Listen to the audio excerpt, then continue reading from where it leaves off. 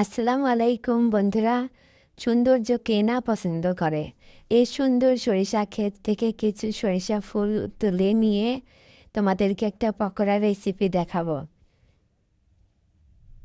আমাদের বাড়ির থেকে একটু দূরে এই সরিষার ক্ষেত, তাই ফুলগুলো উঠিয়ে নিয়ে রেখেছিলাম, সেজন্য একটু শুকিয়ে গেছে। তো পানিতে পরিষ্কার করে ধুয়ে এগুলো কুচি কুচি করে কেটে নিলাম। এর ভিতরে লবণ, মরিচ, হলুদ দিয়ে মেখে নেব।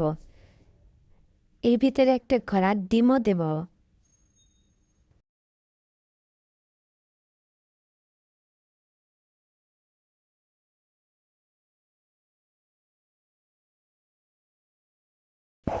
ভিডিওটা অনেক বড় হয়েছে, সেজন্য স্পিড একটু বেশি করে দিয়েছি।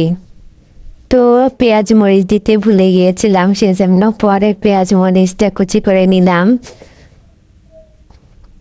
এর ভিতরে একটু চালের গুঁড়া দিয়ে দিচ্ছি।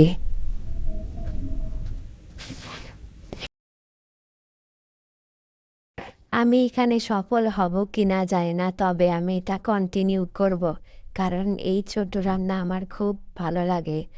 এর আগে ছোট চুলা বানিয়েছিলাম, সেটা একদম ছোট হয়ে গিয়েছিল, সেটাতে প্রায় আগুন জ্বলতোই না। এজন্য একটু বড় করে একটা চুলা বানিয়ে নিয়েছি। তো সেটাতে মোটামুটি এখন ভালোই আগুন জ্বলে। তো তোমরা এরকম চুলা কে কে বানাতে পারো? কমেন্ট করো। পকোড়াগুলো দিয়ে দিচ্ছি ছোট ছোট করে। অনেক সুন্দর আগুন জ্বলছে এবং তেলটাও খুব গরম হয়ে গিয়েছে।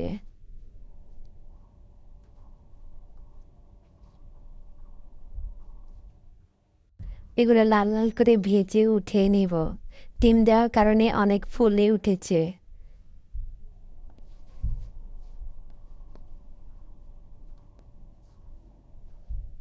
তো হয়ে গেছে, এগুলো এখন উঠিয়ে নিব।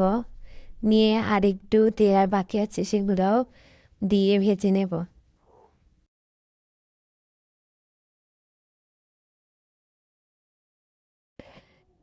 গ্রাম আমার অনেক পছন্দ, বিশেষ করে গ্রামের খোলামেলা পরিবেশে রান্না করাটা সব থেকে বেশি ভালো লাগে।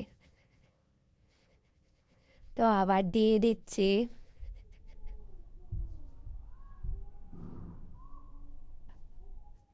অনেক সুন্দরভাবে আগুন জ্বলছে।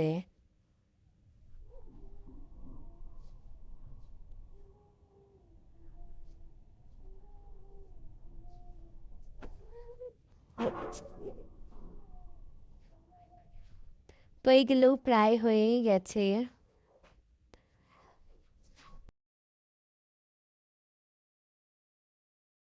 কেমন লাগলো তোমাদের এই রেসিপিটা?